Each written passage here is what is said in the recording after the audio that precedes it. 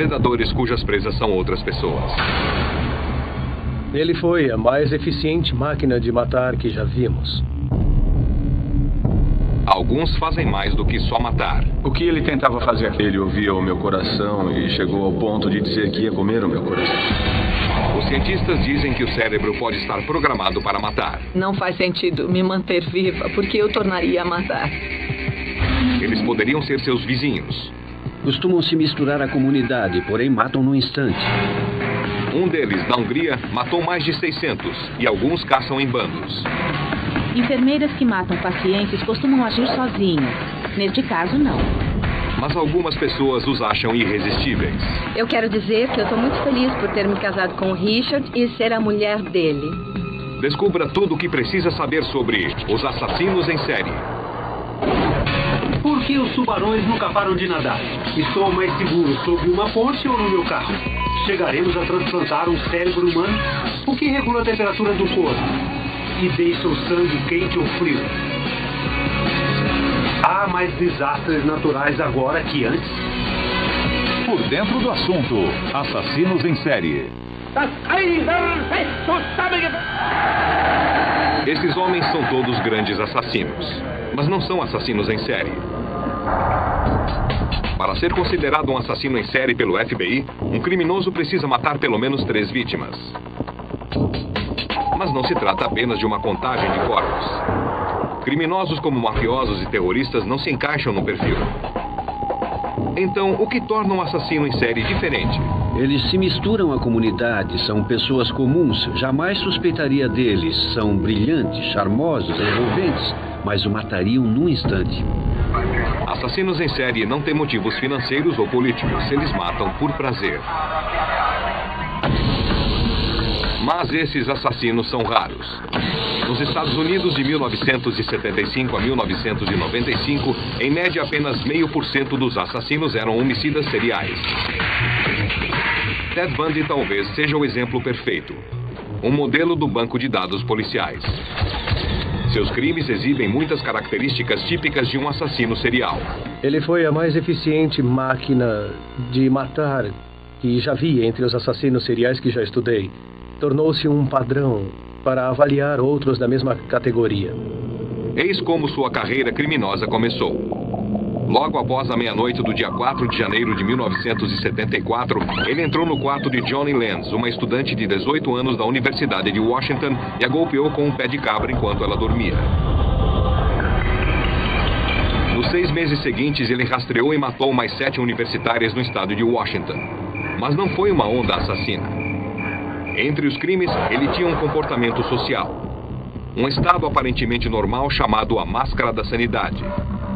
Ele tinha formação universitária e trabalhava em campanhas políticas locais. Esse alter ego era tão cativante que, em seu julgamento, ele se tornou um astro da mídia. É minha chance de falar com a imprensa. Contraria a seção 78204 das leis da Flórida. Eu vou alegar inocência agora. Até o juiz foi conquistado. É um rapaz inteligente.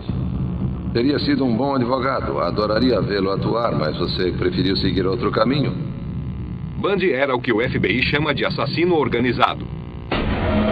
Planejava as mortes cuidadosamente. Rastreava as vítimas durante semanas. Só um exemplo. Em Murray, Utah, em novembro de 1974, ele se disfarçou de oficial da polícia. Atraiu Carol Darronch até seu carro e tentou algemá-la. Ela fugiu. Porém, muitas outras sucumbiram ao seu charme. Ele fingia estar com o braço ou a perna quebrada para convencer as jovens a ajudá-lo e assim poder aprisioná-las e matá-las. Ele investigava as vítimas durante semanas antes de se aproximar. Invadia seus apartamentos ou carros, ele as pesquisava para poder fazer a melhor abordagem possível e seduzi-las, de modo a fazer o que quisesse com elas e matá-las. Sua fria precisão calculista é típica de assassinos em série. John Wayne Gacy era um negociante bem-sucedido. Dava festas para os vizinhos e se vestia de palhaço para entreter crianças em hospitais locais. Ninguém podia imaginar que havia matado mais de 30 rapazes. Outro assassino, Dennis Rader, era um líder escoteiro e ativo em sua igreja. mas ele imobilizou, torturou e matou 10 pessoas num período de 30 anos. Há outra coisa que liga Bundy a esses outros assassinos seriais. Ele era um psicopata. Não tinha empatia pelo sofrimento alheio e nenhum remorso por seus crimes. Os psicopatas não costumam ter medo e não reagem à ameaça de punição. Não sentem culpa.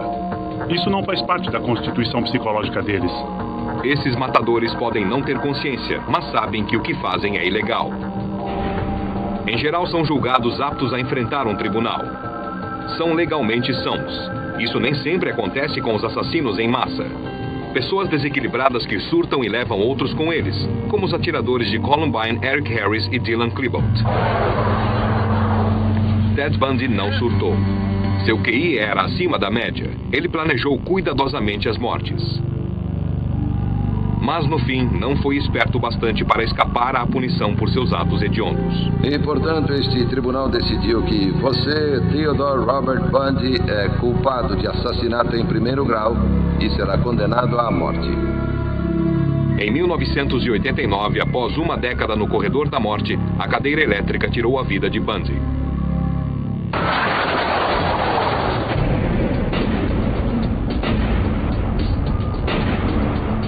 Como se captura um assassino serial?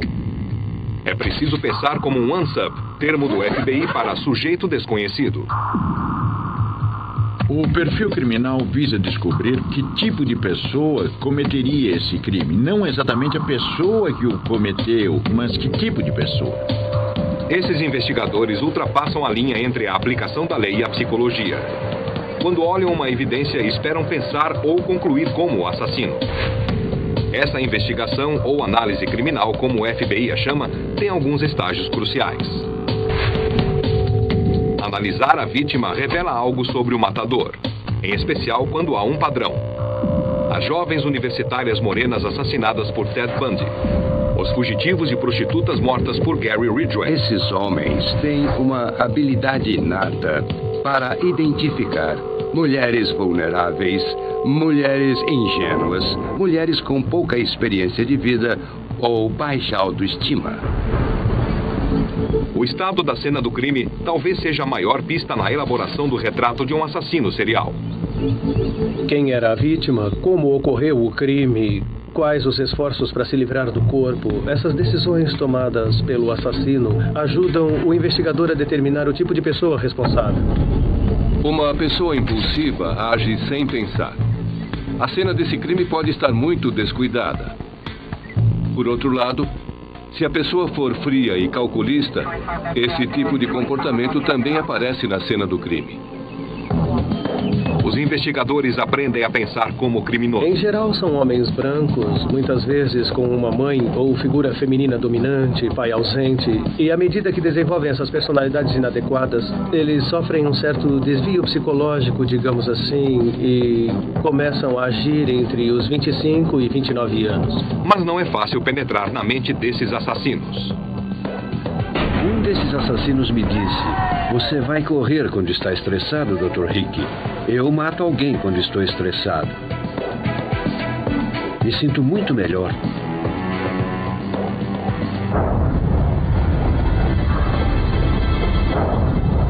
Eis algo difícil de engolir. Algumas pessoas ganham a vida vendendo objetos relativos a assassinos seriais. Isso se chama murderabilia em inglês. Eis algumas figurinhas de assassinos, gibis, bonecos maleáveis, até um jogo sobre o tema vendido num saco de cadáver. Às vezes, os próprios criminosos participam desse mercado mórbido. John Wayne Gacy ganhou mais de $100 mil com suas pinturas feitas na prisão. A mais famosa delas o mostrava como Pogo, o palhaço. Pogo, o palhaço, apareceu em capas de discos e CDs e se tornou a sua marca registrada.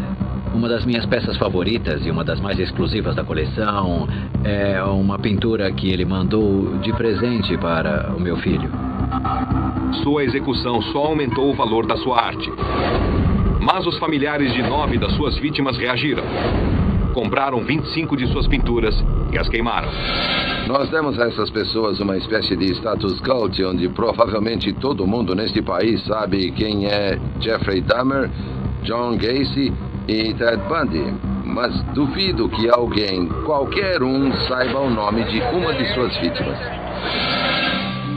Os governos estaduais também estão agindo. Mais de 40 estados aprovaram leis considerando ilegal que os assassinos lucrem com seus crimes. A nossa mídia os tornou bem inteligentes, sexys e espertos de tal forma que parecem glamurosos. Mas muito poucos assassinos seriais são desse jeito. Mas a venda indireta desses objetos ainda é permitida na maioria dos estados. Muitas pessoas acham que os Estados Unidos são a capital mundial dos assassinos seriais. Mas alguns desses assassinos mais prolíficos da história não são americanos. Eis 3 dos piores. Há o Monstro dos Andes. Nascido na Colômbia em 1949, Pedro Alonso López alegou ter matado mais de 300 garotas na Colômbia, no Equador e no Peru. López foi preso em 1980, mas libertado pelo governo equatoriano que o deportou para a Colômbia. Seu paradeiro atual é desconhecido. Também há o Doutor Morte. Numa cidade tranquila, no norte da Inglaterra, o Dr. Harold Shipman matou mais de 200 de suas pacientes num período de 20 anos, que começou em 1975. Ele injetava doses letais de morfina em suas pacientes idosas.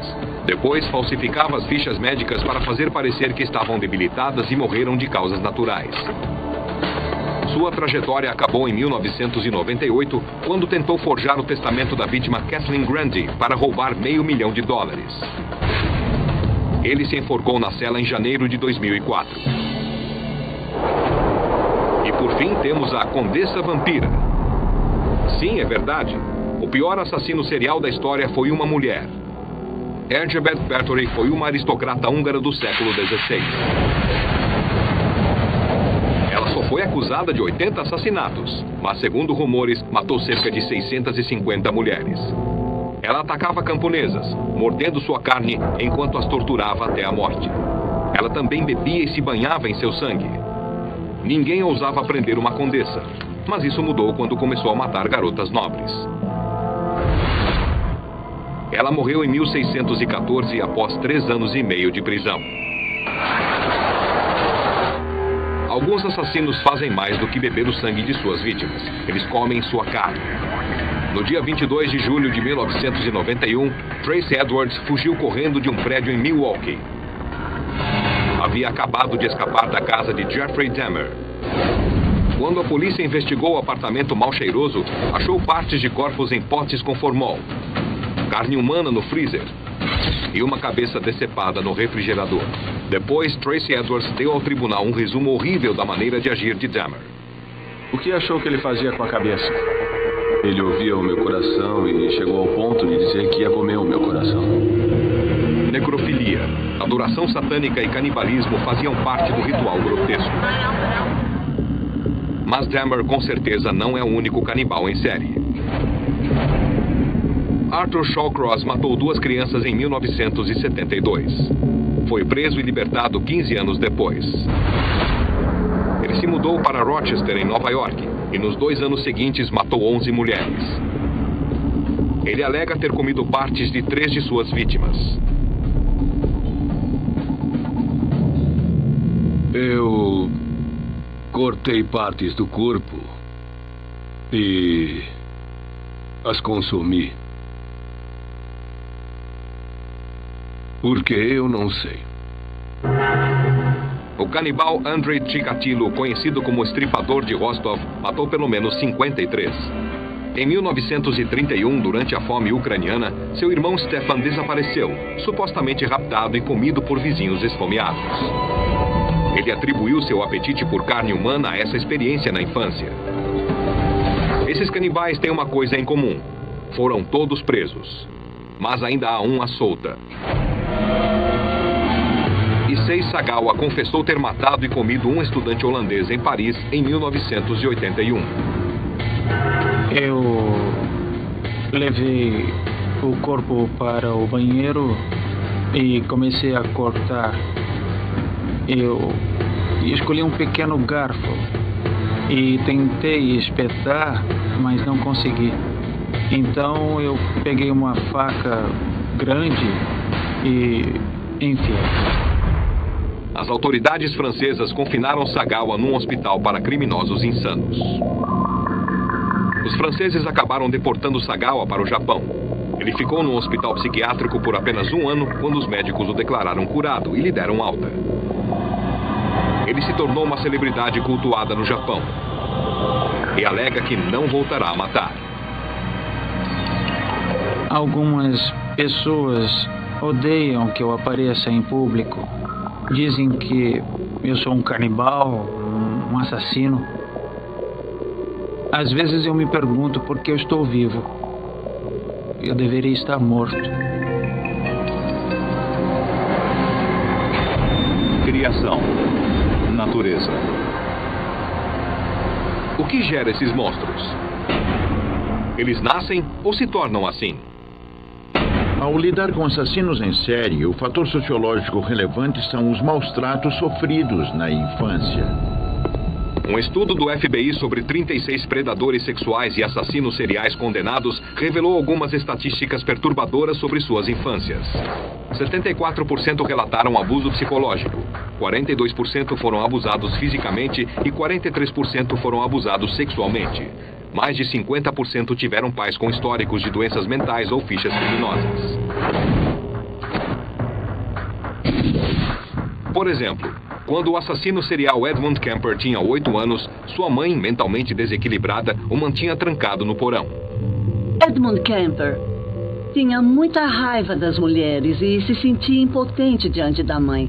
Ele queria se vingar da mãe e também queria controlar as outras mulheres. 17 anos depois, a mãe de Kemper se tornou uma de suas últimas vítimas. Eu decepei sua cabeça e depois degradei seu cadáver. É isso. 6 garotas mortas devido à forma como criou seu filho e à forma como seu filho foi criado. A mãe de Henry Lee Lucas o espancava e o obrigava a vê-la se prostituir em sua pequena cabana. Ela também o mandava à escola vestido de menina. Anos depois, ele matou 11 pessoas. O pai alcoólatra de John Wayne Gacy o espancava selvagemente e o ridicularizava chamando-o de homossexual. Embora Gacy tenha se casado 2 vezes e tido 2 filhos, ele torturou, violentou e matou 33 rapazes. A maioria das vítimas de abuso infantil não se tornam um assassino serial. Porém, as evidências mostram que isso pode ajudar a criar um assassino. A maioria das pessoas acha que os assassinos seriais são todos homens brancos, mas isso está errado. Deem uma olhada na assassina serial Aileen Wuornos. Ela se virava com dificuldades como prostituta de beira de estrada na Flórida. Em 1989, as pessoas começaram a achar cadáveres masculinos no mato ao lado das rodovias. Também acharam carros abandonados, manchados de sangue, às vezes no outro lado do estado. Balas de uma arma de calibre 22 mataram todas as 7 vítimas. Mas, como todos os assassinos, ela deixou pistas. O analista da perícia examinou o apoio de braço do lado do motorista e o removeu. Ao remover o apoio, ele percebeu que algo parecia ser uma impressão de mão ensanguentada. As impressões nos carros combinavam com as obtidas no Centro Nacional de Dados sobre Informações Criminais. Wuornos já tinha uma longa ficha criminal por prostituição e assalto. Ela alegou que atirou nos homens para se defender após eles tentarem violentá-la. Mas o padrão da matança sistemática era claro demais para os jurados ignorarem. Ao receber a sentença, ela revelou a profundeza de seu ódio. Não faz sentido me manter viva porque eu tornaria a matar. Eu tenho muita raiva, muito ódio dentro de mim contra este mundo. Em outubro de 2002, uma injeção letal matou Aileen Wuornos. Mas será possível que seu destino tenha sido decidido nos primeiros momentos de sua vida? O psicólogo Adrian Rains estudou as mentes de assassinos. Com certeza há um embasamento cerebral para o comportamento criminoso e violento. O cérebro de indivíduos psicopatas e violentos é bem diferente do nosso. É diferente em termos de funcionamento e até mesmo fisicamente. A neuroimagem mostrou que os criminosos violentos têm menos 11% de células cerebrais em seu córtex pré-frontal. Essa é a parte do cérebro responsável pela empatia, senso de humor e personalidade. Danos significativos ao córtex pré-frontal poderiam criar uma pessoa que torturaria e mataria sem remorso. Não atire! Inúmeros assassinos seriais têm uma história de lesão cerebral. Aileen Wuornos pode ter sofrido lesão cerebral durante sua apresentação pélvica. E quando adolescente, Arthur Shawcross sofreu graves lesões na cabeça. Aos 18 anos, fui atingido aqui por uma marreta. Esta marca resultou de uma discussão no colégio. Mas Shawcross também tinha um cromossomo Y extra. Algo mais encontrado em criminosos violentos que na população em geral. E os médicos também notaram que alguns assassinos seriais têm batimentos cardíacos baixos em descanso e baixos níveis de alerta. Esses distúrbios podem alimentar uma necessidade de estímulo extremo. Eles procuram excitação devido ao baixo nível de alerta, além do fato de não terem consciência e nem remorso. Se há um componente biológico na matança serial, será que esses assassinos poderiam ser curados? As autoridades administraram drogas a alguns tipos de condenados. Em 1996, a Califórnia se tornou o primeiro estado a aprovar uma lei de castração química. Molestadores de crianças reincidentes tiveram de tomar uma droga para suprimir seu impulso sexual.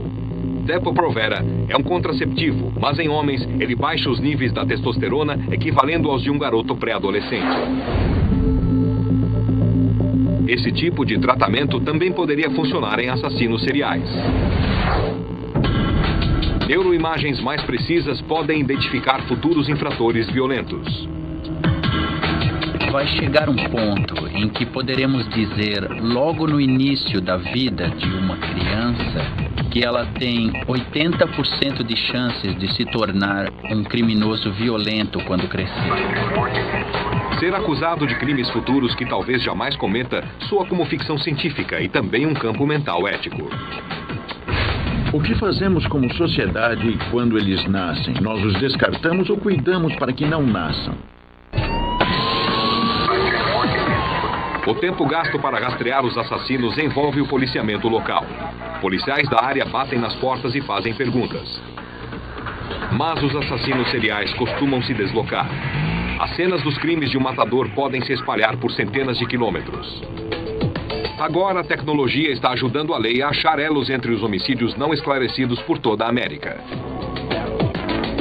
O programa de prisões de criminosos violentos do FBI, chamado VICAP em inglês, é um banco nacional de dados que busca semelhanças entre mortes aparentemente sem conexão.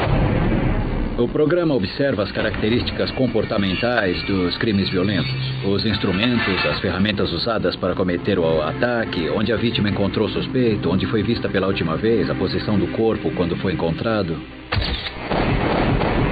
A ideia do programa remonta a 1956 em Los Angeles. 3 mulheres foram mortas após posarem sugestivamente para capas de revistas de crimes. O detetive Pierce Brooks prendeu um fotógrafo desonesto chamado Harvey Glattman. Brooks havia pego o culpado, mas decidiu não encerrar o caso.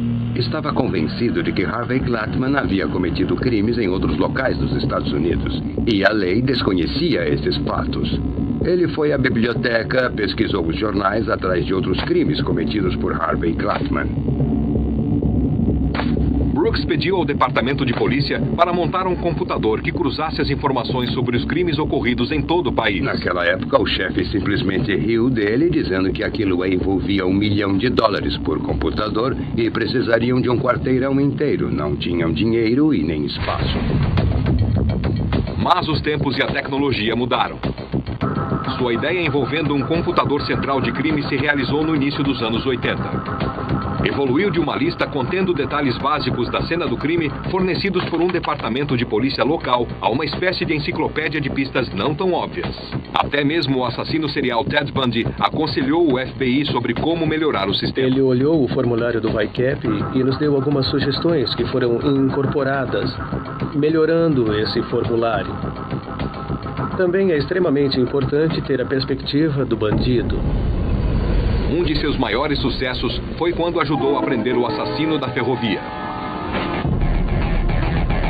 Em 1999, os investigadores do VICAP acharam conexões entre 9 assassinatos ocorridos em 3 estados. Todos os ataques ocorreram perto dos trilhos de ferrovias. A polícia local de cada região não fazia ideia sobre os outros crimes não solucionados, até que o VICAP corrigiu essa falha na comunicação. Com as jurisdições diferentes agora dialogando, eles descobriram mais similaridades. Em cada um dos casos, o criminoso golpeou a vítima com um objeto achado na cena do crime. O assassino também violentava as mulheres e roubava pequenos objetos de valor. Porém, o mais importante é que foram impressões digitais que ligaram um homem a 3 dos crimes. Quando vimos a semelhança, percebemos que tínhamos casos no Texas e casos em Kentucky. Era um passageiro da ferrovia e, obviamente, cruzava o país. Então, nós começamos a procurar. Mais de 200 agentes saíram atrás do assassino da ferrovia. A investigação chegou às manchetes e começaram a surgir mais pistas. As autoridades se concentraram em Ángel Reséndiz, um imigrante ilegal do México com uma longa história de crimes cometidos nos 2 lados da fronteira. O FBI o colocou na lista dos 10 mais procurados. Também o vinculou a outros 200 crimes no México. A família de Reséndiz o convenceu a confessar e a se entregar às autoridades dos Estados Unidos. Não se sabe quantas pessoas ele matou, mas graças ao VICAP, a matança terminou. Um tribunal do Texas o condenou à morte por injeção letal. A lei nem sempre precisa de tecnologia para capturar assassinos. Quanto mais matam, maiores são as chances de cometerem erros. Uma das razões pelas quais esses assassinos são pegos é o que chamo de fator ambição. Sentem-se confortáveis com o que fazem e acham que a polícia é idiota, que jamais serão pegos. Continuam cometendo crimes quando, na verdade, a polícia já se concentrou neles. E cometem mais um. Nem sempre há uma falha clássica na cena do crime que leva a polícia ao assassino serial. Às vezes é algo tão mundano quanto uma infração de trânsito.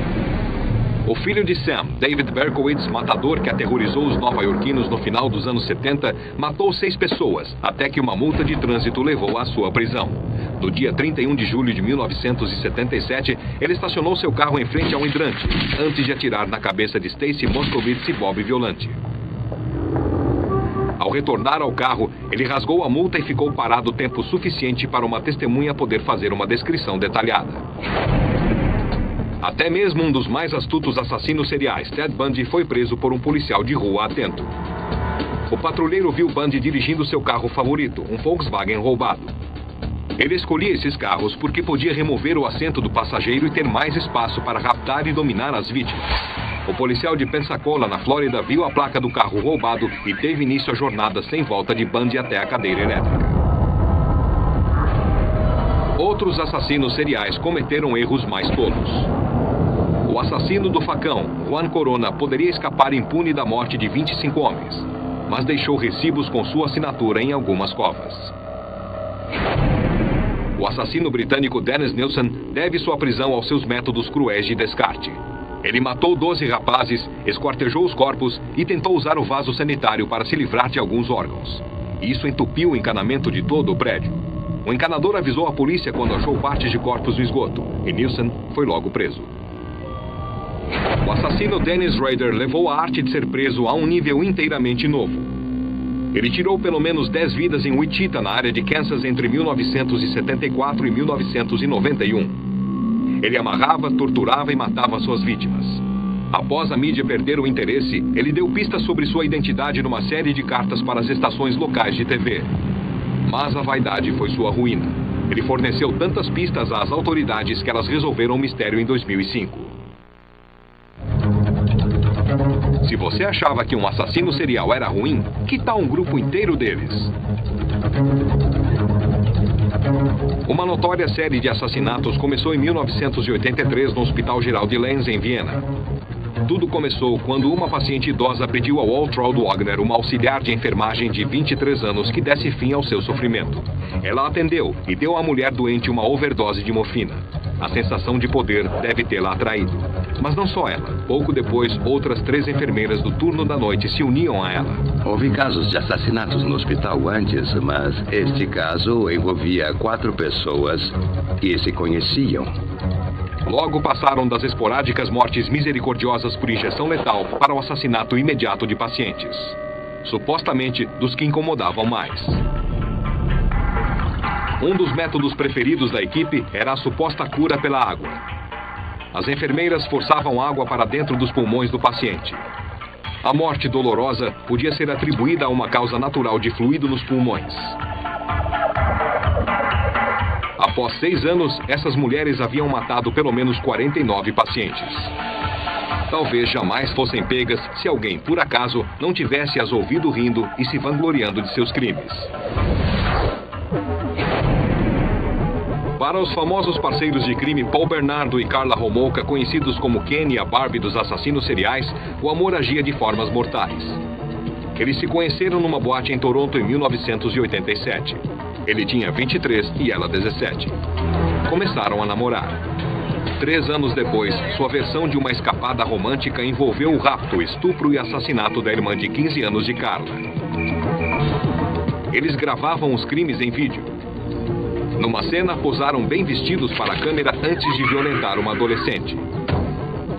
Eles se casaram numa cerimônia extravagante no dia 29 de junho de 1991. No mesmo dia, o corpo desmembrado de uma das vítimas foi achado envolto em concreto num lago. Mas não houve um final feliz para esses dois. No começo de 1993, Bernardo espancou tanto a esposa que ela precisou ser hospitalizada e se virou contra ele. Em troca da confissão completa, o governo canadense reduziu sua pena para 12 anos. Ela foi solta em 2005 e agora vive sem restrições na província de Quebec. Bernardo, que admitiu ter estuprado e matado pelo menos 25 garotas, continua na prisão.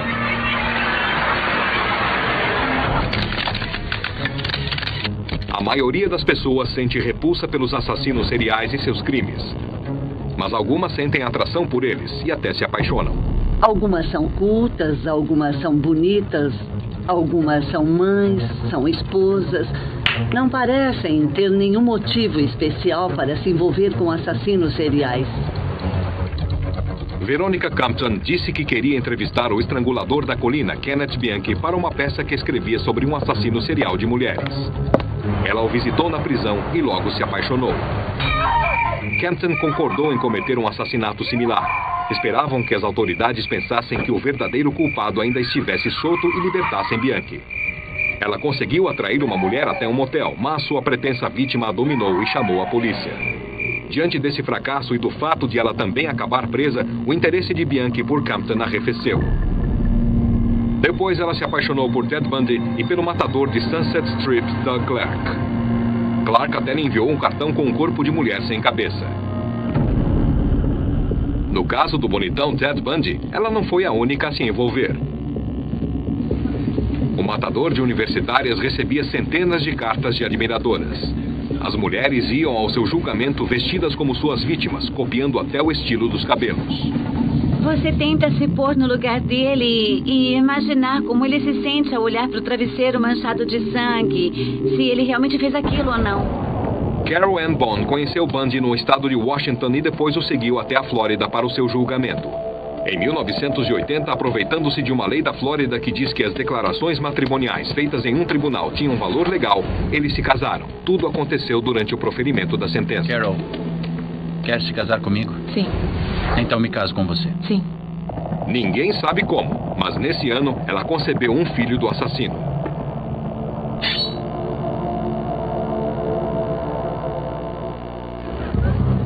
Também houve uma competição feroz pela afeição do rastreador noturno Richard Ramirez.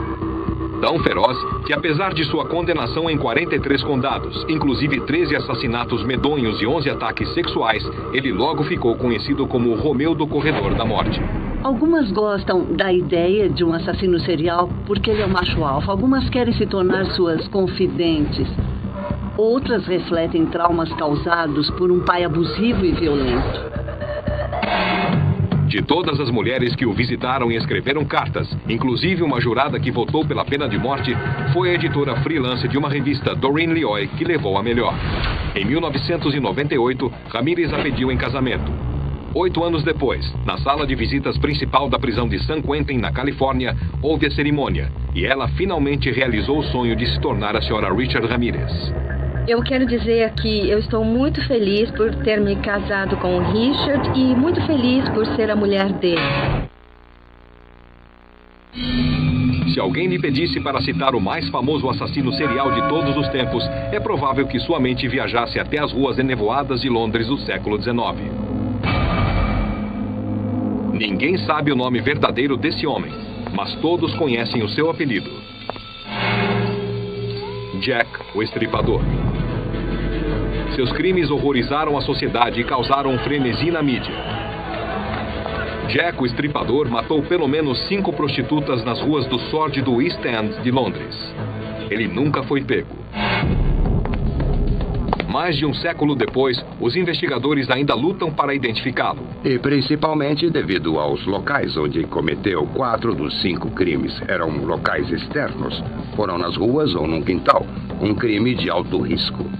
Em outras palavras, quem quer que fosse, era quase alheio ao risco. Minutos após matar sua terceira vítima, ele retalhou a quarta numa praça pública que era patrulhada pela polícia a cada 15 minutos.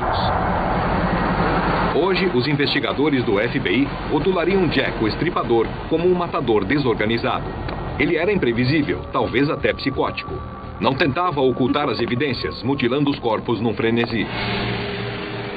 Ele também gostava de se vangloriar em cartas enviadas à polícia e à mídia. Foi nessas cartas que o assassino atribuiu a si mesmo o apelido famoso. Uma delas, a famosa Carta do Inferno, continha um pedaço de rim humano. A mídia do século XIX nunca tinha visto nada assim. Jornais do mundo todo, cerca de 300 jornais, cobriam Jack o Estripador. O caso do Estripador ainda é o maior mistério criminoso da história. Os suspeitos incluem todos, desde os membros da família real até uma Jill, a estripadora. Não creio que um dia alguém venha a saber quem foi Jack o Estripador, mesmo que surjam evidências nos dando uma boa indicação de quem era. A maioria das pessoas não quer que o mistério seja solucionado. Se não conseguiram provar nada 111 anos atrás, não vão provar agora. Isso não impede os turistas que pagam até $53 para refazer os passos através do East End de Londres. Mas Jack, o Estripador, não é o único que escapou impune desses assassinatos. Segundo as estimativas do FBI, há entre 35 e 50 assassinos seriais à solta nos Estados Unidos hoje. O matador do Zodíaco aterrorizou São Francisco no final dos anos 60. O matador baleava pessoas sentadas em carros estacionados.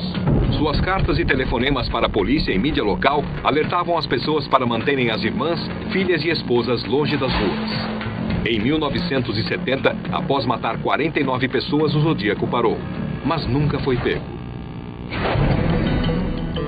Um número enorme de assassinatos afligia Juárez, no México, desde 1993. Cerca de 400 mulheres foram achadas mortas ou dadas como desaparecidas. Os investigadores descobriram corpos violados e estrangulados jogados no deserto. Alguns jaziam lá há anos. A polícia local prendeu mais de uma dúzia de suspeitos nesses anos, sempre torcendo para que isso cessasse a matança. Mas o número de mortes continuou a subir. O matador da rodovia I-45 vem caçando vítimas desde 1971 por todo o sudoeste americano. Pelo menos 32 pessoas foram vistas vivas pela última vez nesse trecho da rodovia do Texas, entre Houston e Galveston. As moças, em geral baixas, esguias e morenas, simplesmente desapareceram na noite. O último assassinato ocorreu em 1999, mas a polícia acredita que o matador pode voltar a atacar. A verdade apavorante é que no mundo todo há muito mais assassinos seriais ainda à solta. Há países que nem mesmo admitem a possibilidade de ter um assassino serial. Então é muito difícil saber quantos assassinos seriais existem por aí. Eles são muito bons. Eles mentem e você acredita em tudo que eles dizem. São farsantes e ardilosos. E estão vivendo entre nós. Assassinos em série. Eis alguns fatos sobre eles para impressionar os fãs do gênero. Se acha que é fácil identificar um assassino serial, lembre-se de que Ted Bundy trabalhou numa campanha política. John Wayne Gacy atuava como palhaço em festas infantis e Dennis Rader era um líder de escoteiros. Consta que o assassino serial mais prolífico da história foi uma condessa húngara do século XVI, que bebia e se banhava no sangue das vítimas. Há mais chance de você ser atingido por um raio 2 vezes do que ser morto por um assassino serial. E, finalmente, no futuro, as autoridades poderão identificar os assassinos seriais antes que cometam um crime, graças à avançada tecnologia da neuroimagem. Versão brasileira, VPN Santos.